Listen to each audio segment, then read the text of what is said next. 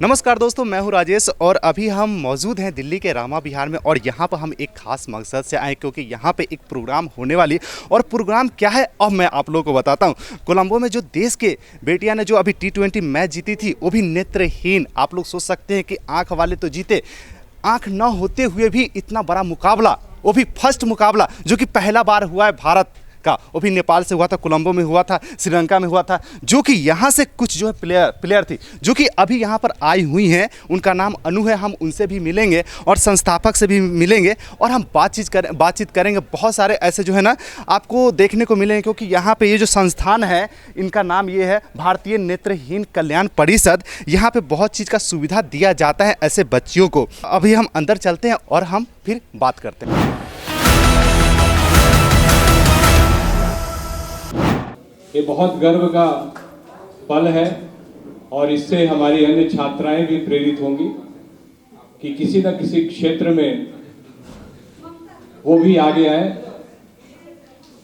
सब अध्ययनरत तो हैं ही,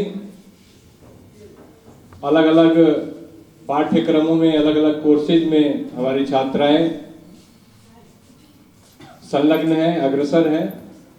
लेकिन इसके साथ ही अगर कोई और भी क्षेत्र वो चुने आगे बढ़ने के लिए तो ये बहुत बढ़िया है। जैसे अनु ने क्रिकेट को चुना, हम सब एक बार तालियों के साथ विशेष अभिनंदन करते हैं।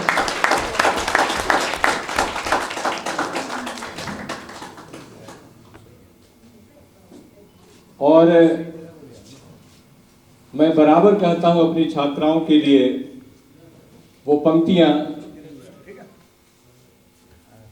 जिससे कि उन्हें कभी निराशा हाथ में ना आए, कभी वो ये ना सोचे कि वो कहीं कम है। मैं कहता हूं कि हर व्यक्ति इस संसार में, इस जीवन में चुनौतियों से घिरा हुआ है। अलग अलग तरह की चुनौतियां हैं और हम सब किसी न किसी समस्या से, किसी न किसी चुनौती से, किसी न किसी कमी से हमेशा जूझते रहते हैं। तो किसी शायर ने लिखा कि दर्द के पैबंद हैं मुस्कान के पीछे, हैं कई मजबूरियां इंसान के पीछे, यह दिखावे का शहर है, क्या पता तुझको कर्ज की बुनियाद भी है शान के पीछे। इसलिए मैं अपनी पंक्तियां देता हूं कि जो उद्यम के बल से जीवन में आगे बढ़ जाते हैं, जो अपने पुरुषार्थ से ऊंचाई पर चढ़ जाते हैं, उनकी लौ झंझावातों में भी न कभी बुझ पाती है। कर्मवाद के लिए नए आदर्श वही गढ़ जाते हैं। और श्रम पूजा का मूल मंत्र जो जीवन में अपनाते हैं, कंटक भरी कठिन राहों से आगे बढ़ते जाते हैं। अपने कर्तव्यों का जिनको होता है एहसास सदा, वैसे कर्मवीर आदर्श समाज में पाते हैं। तो एक कर्मवीर के रूप में अनु ने ये उपलब्धि हासिल की है। और रमेश जी, सबसे पहले आगत अतिथियों का पवन अच्छा, मित्तल साहब, हमारे जो अध्यक्ष महोदय हैं मित्तल साहब, वो आप सबका, जितने लोग आए हैं मीडिया की तरफ से भी और अन्य अतिथिगण भी, उन सबका स्वागत करेंगे। आदरणीय रमेश जी, मुरारी जी, रामनिवास जी और आशु कुमार जी, आशु जैन जी, शकुंतला मैडम हैं, शकुंतला मैडम जी, हरमीत कौर मैडम हैं, हरमीत कौर जी, सत्यार्थी जी और फिर जसमेर तो है ही है, जसमेर सर और हमारी संस्था मतलब जो अशोक विहार में चल रही है उसके जनरल सेक्रेटरी राकेश पाल जी एवं सभी श्रोतागण। विवेक मणि त्रिपाठी भी है, त्रिपाठी जी, जो भी बच गए तो उसमें आगे सब आ जाएंगे क्योंकि सबका नाम याद नहीं रहता है। तो सर्वप्रथम मैं सभी बाहर से आए अतिथियों का और अपने मीडिया कर्मी भाइयों का पूरे तहे दिल से स्वागत करता हूं, जिन्होंने कीमती समय हमें दिया और बधाई देता हूं छात्रा अन्नू को, जिसने अपने दम पर इतनी बड़ी उपलब्धि पाई। ये गौरव की बात है कि इसमें अशोक बिहार में जो संस्था चल रही है वहां की भी एक छात्रा है अनेखा जी। इस क्रिकेट टीम ने इतनी उपलब्धि पाई और यह दिखा दिया कि दृष्टिबाधित भी किसी भी क्षेत्र में, चाहे वो खेल का क्षेत्र हो, चाहे वो सेवा का क्षेत्र हो या सरकारी नौकरियों का क्षेत्र हो, किसी भी क्षेत्र में दृष्टिवानों से कम नहीं है। आज मुझे याद आता है संस्कृत का वह श्लोक, उद्यमेन सिद्ध्यन्ति कार्याणि न मनोरथैः नाहि सुप्तस्य परिसन्ति सिंहस्य मुखे मृगाः। जिस प्रकार सोए हुए शेर के मुंह में हिरण अपने आप नहीं जाता, उसी प्रकार बिना उद्यम के कोई भी कार्य सफल नहीं होता। तो मैं ज्यादा समय ना लेता हुआ अन्नू के लिए ईश्वर से प्रार्थना करता हूं कि यह जीवन में आगे ही आगे बढ़े, पीछे मुड़कर ना देखे और हर वो मुकाम हासिल करे जिनका जो इन्होंने लक्ष्य बनाया है। ये पूरी की पूरी वर्ल्ड कप क्रिकेट टीम, जिन्होंने भारत का नाम रोशन किया है, भारत के गौरव को क्रिकेट के क्षेत्र में बढ़ाया है, पूरी की पूरी क्रिकेट टीम को मैं पुनः बधाई देते हुए, पुनः हम सबका आशीर्वाद प्रदान करते हुए, ज्यादा समय ना लेते हुए अपनी वाणी को विराम देता हूं। जय हिंद, जय भारत। आप सबका औपचारिक स्वागत किया मित्रों साहब ने, और इसके बाद संस्था के महासचिव श्री रमेश प्रसाद सिंह जी विशेष रूप से उल्लेख करेंगे इस पल का, इस गौरवमयी पल का।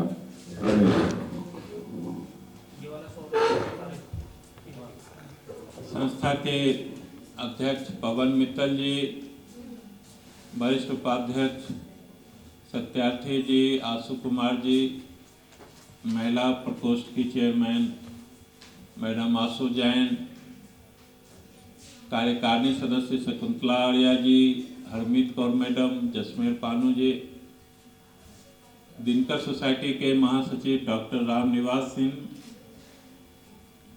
युवा नेता विवेक मणि त्रिपाठी, राकेश पाल जी,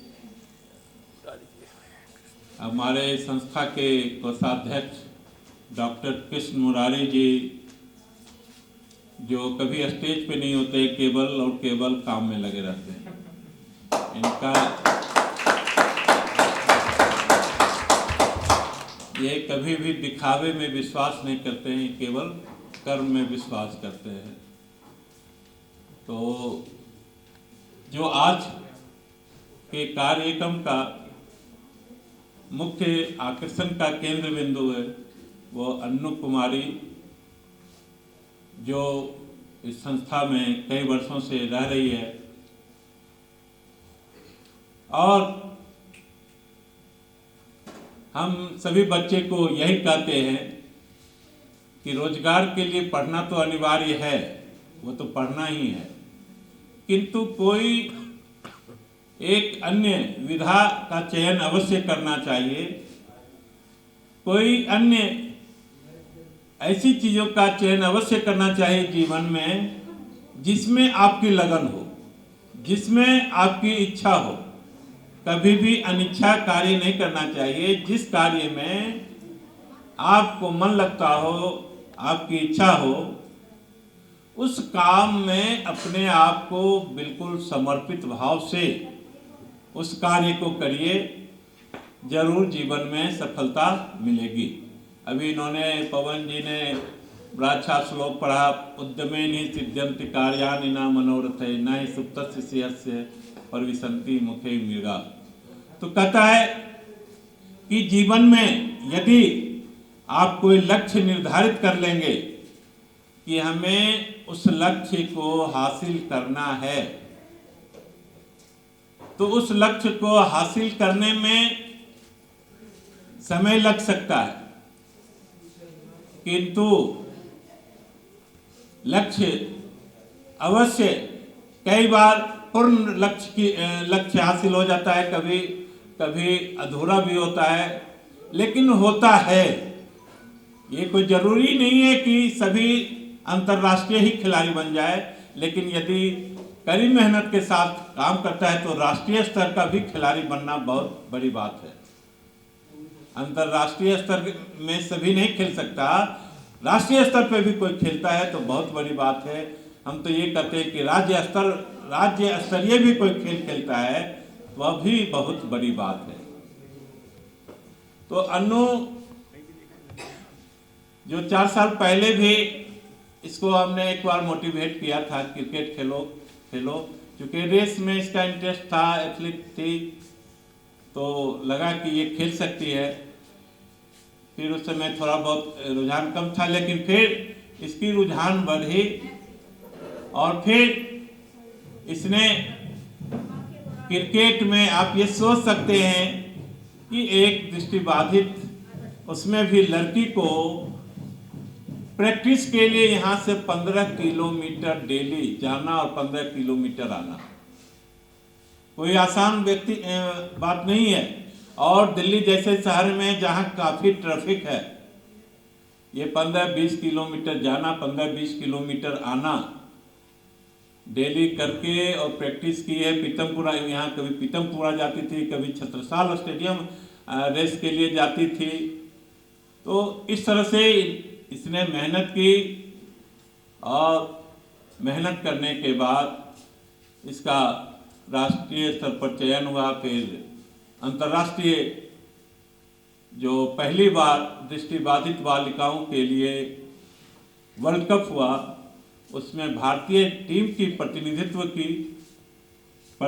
नहीं की, हर एक मैच में ये खेली।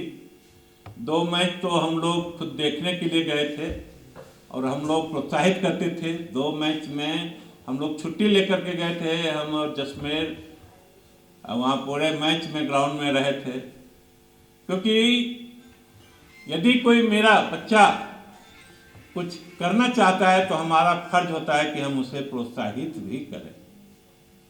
हमारे जाने से ये नहीं है कि हम बहुत अच्छा कर गए और हम नहीं जाते तो बहुत बुरा करती। ये हमारा दायित्व था, हमारा फर्ज था कि ग्राउंड पे जाकर भी इसे प्रोत्साहन दें। इतना ही नहीं, हम लोग एयरपोर्ट पे भी रिसीव करने के लिए गए थे, पूरे हॉस्टल की सभी लड़कियां गई थी। क्या बात। वहां भी रिसीव करने गए जब वर्ल्ड कप जीत कर आई। तो यदि कोई मेहनत करता है, कोई सफलता हासिल करता है, तो हमें उसे प्रोत्साहित करने के लिए दोनों ताकत से कोशिश करनी चाहिए। क्यों? क्योंकि ऐसा देखकर हो सकता है दूसरा बच्चा भी मेहनत करे, फिर दूसरा बच्चा भी आगे आए। केवल अन्नू ही एंड नहीं है, अन्नू के बाद भी आना चाहिए ना, बच्चा आना चाहिए कि नहीं?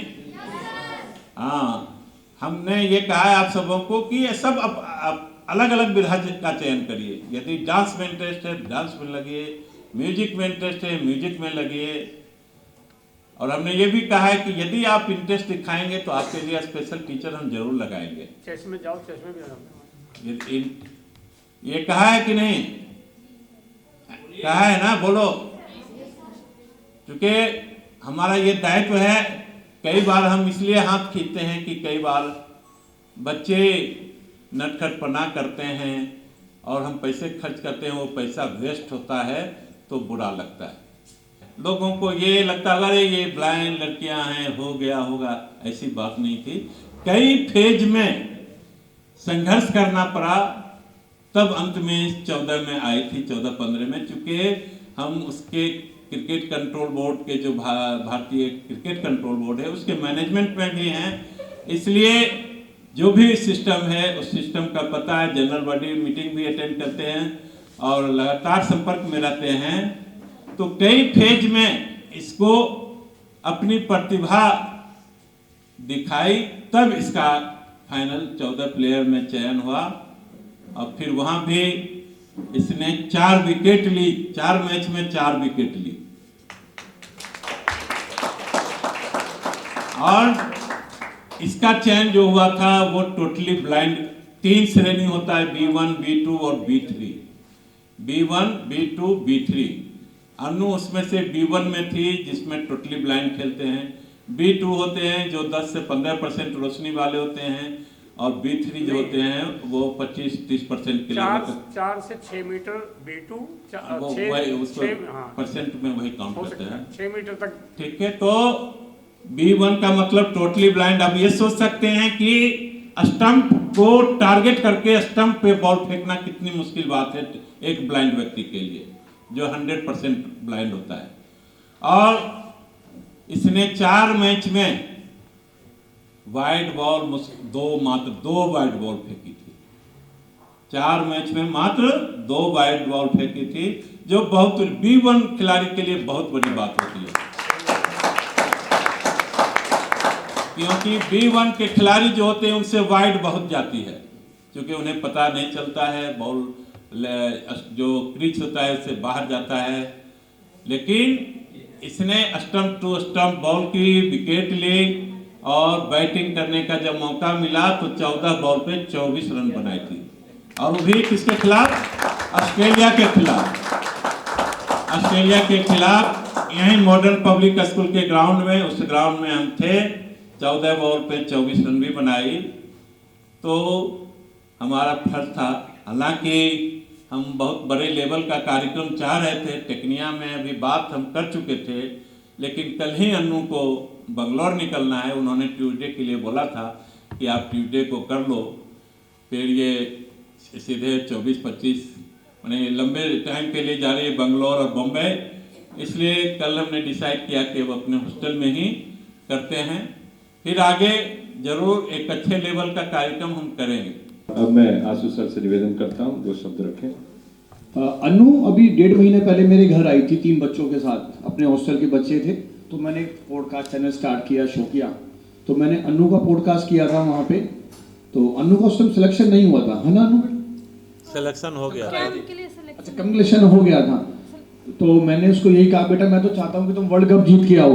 तो उस टाइम हमारी ऐसी बात हो रही थी, वो यूट्यूब पे डला भी हुआ वो पॉडकास्ट, और जब मुझे ऐसे लगता नहीं कि सपना पूरा कर दिया इसने, वर्ल्ड कप जीत कर आ गई हो, तो बड़ा अच्छा लगा मुझे उन सब चीज़ों को लेके। सब यहाँ के पूछ रहे हैं कि कौन है अन्नू, कौन है अन्नू, और अब देखिए अन्नू की ये बैठी है। बस यही डेडिकेशन होनी चाहिए। तो मैं चाहता हूँ अपने यहाँ के हॉस्टल से कोई बच्चा IPS, कोई IAS, मतलब कोई IFS, कोई वर्ल्ड में जा रहा है, मतलब हमारी कंट्री की सेवा भी करेगा ना वहाँ जाएगा तो। अगर इंडियन फॉरेन सर्विसेज में जाता है, एम्बेसीज में जाता है, राजदूत बनता है, तो हमारी कंट्री की भी प्रोग्रेस की बात करेगा। तो बस मैं ये चाहता हूँ कि इनमें कोई भी कमी नहीं है, किसी भी तरह की कोई कमी नहीं है, बस हमें इनके ऊपर दया ना करके इनका साथ देना है। क्योंकि दया करके क्या कपड़े दिला सकते हैं, खाना, वो नहीं चाहिए। इनको चाहिए हम इनको सेटल कर दें, जॉब में, बिजनेस में, जो भी करके रहता है। तो किसी ने कहा किसी को सेटल कर दो, अब वो अपने आप खा कमा लेगा। तो बस मैं अनु को जब वहाँ मिला तो मैंने अनु से पूछा कि बेटा श्रीलंका में क्या मिला था खाने के लिए, तो मेरी बात हो रही थी अनु से, तो अनु ने बताया कि चावल और दाल करके रखता है। तो मुझे वहाँ किरण ने बताया, आई थिंक कंचन ने, कि मिसेस वाधवा जी ने बैट उनको स्पॉन्सर किया था। तो बड़ा देखिए, कहते नहीं जंग में अस्त्र और शस्त्र की सबसे ज्यादा वैल्यू होती है, तो शस्त्र तो वाधवा जी ने दिया था। तो मैं इनका भी बड़ा मतलब आभारी हूँ कि इनके बैट से अनु ने रन बनाए के। तो किसी के लिए आप देखिए ना, मतलब आदमी, मतलब अपने लिए तो हर आदमी करता है, जानवर, इसीलिए इंसान को सोशल एनिमल कहा गया है कि आदमी को सोचने की क्षमता डाली भगवान ने। जानवर नहीं कर पाता किसी के, जानवर खाली बच्चे पैदा किए, उनको अपना रक्षा किया, पर इंसान को एक दया जो भावना दी गई है ना कि एक दूसरे को हेल्प करने के लिए, तो बस मैं चाह रहा हूँ कि ये दया भावना ऐसी बनी जाए और यहाँ से हजारों अनु निकले। नगर के हॉस्टल के संस्थापक, जिनके बदौलत आदरणीय रमेश सर जो महासचिव हैं, और इस प्रांगण में हमारे अतिथि के रूप में जो हमारे साथ उपस्थित हैं, साथ ही साथ अन्नू जिन्होंने देश का नाम रोशन किया है और ये पूरे दृष्टिबाधित समाज के लिए गौरव का विषय है। दृष्टिबाधित समाज के लिए ही नहीं, पूरे देश के लिए गौरव का विषय है। एक बार जोरदार तालियों से अन्नू जी का स्वागत करें। और गुरु जिन्होंने रास्ता दिखाया, उनका अहम रोल रहा है आदरणीय रमेश सर का। कहते हैं गुरुर् ब्रह्मा गुरुर् विष्णु गुरुर्देवो महेश्वरा गुरुर् साक्षात परम ज्ञान तस्मै श्री गुरुवे नमः। गुरु का दर्जा भगवान से भी बड़ा है।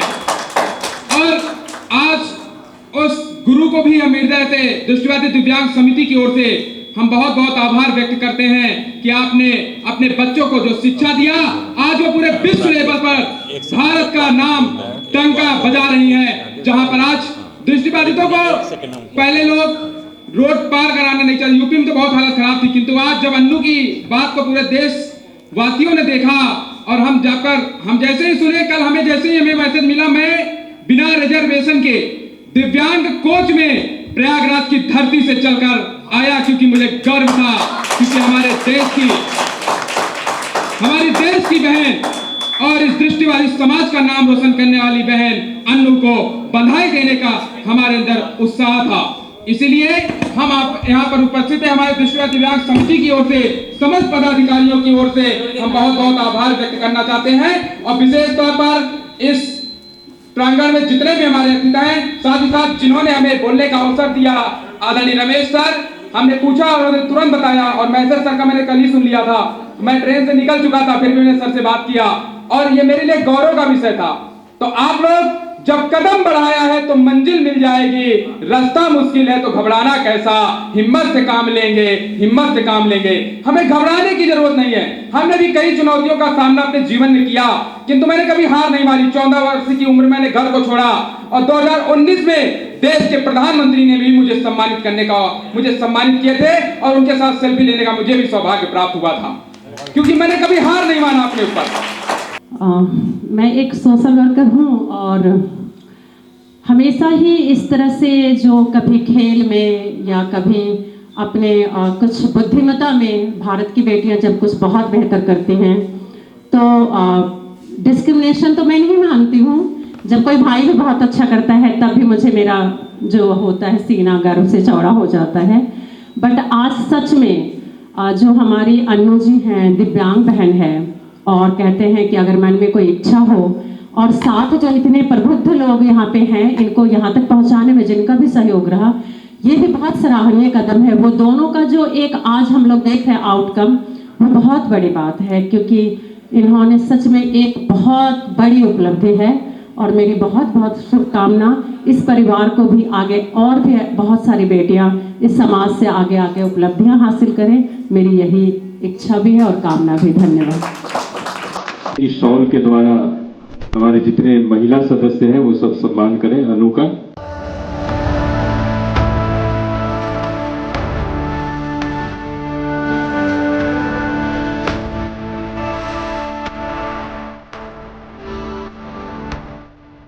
आप सभी आकर मेरे उत्साह को बढ़ाए।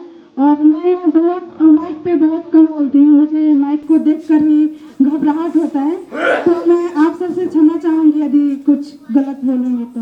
और मेरा नाम अनु कुमारी है और मैं B1 कैटेगरी की एक ऑलराउंडर प्लेयर हूँ। और मैं बिहार में बक्सर जिला एक छोटे से गांव मुकुंदपुर की रहने वाली हूँ।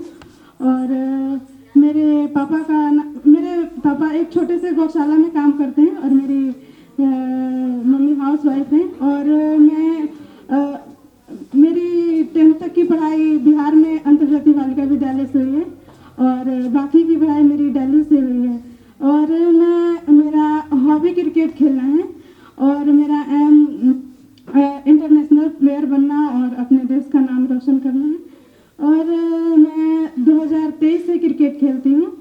फर्स्ट टाइम मैं मुजफ्फरपुर में क्रिकेट खेली थी, उसके बाद मैं पटना में खेली। पटना में मेरा परफॉर्मेंस अच्छा रहा, जिसकी वजह से मेरा सिलेक्शन नेशनल के लिए हुआ। और उसके बाद मैं नेशनल में खेली। नेशनल में मैं 3 मैच खेली, जिसमें से 1 मैच हार गए थे और 2 मैच हम जीते थे, कैंप के लिए हुआ टॉप 29 में। उसका कैंप बेंगलोर में हुआ।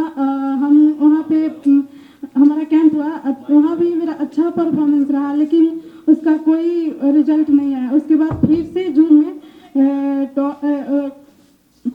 54 बच्चों का सिलेक्शन हुआ। वहाँ पे बहुत मैच हुआ, जैसे जोनल मैच और ब्लू इंडिया, रेड इंडिया।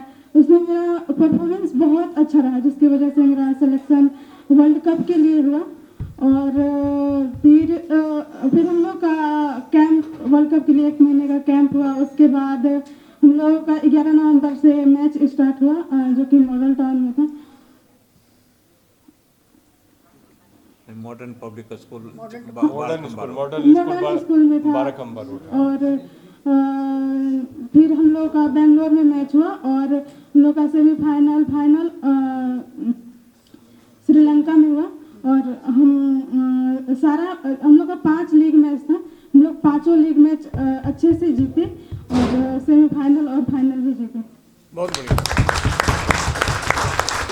तो आप सभी लोगों से यह हम आग्रह करते हैं, विनती करते हैं कि समय समय पर इनका उत्साहवर्धन करते रहें और इनमें अपार क्षमताएं हैं। थोड़ा सा हमारा सहयोग मिलेगा तो ये कई गुना उससे ज़्यादा हमें वापस करके देंगे। धन्यवाद।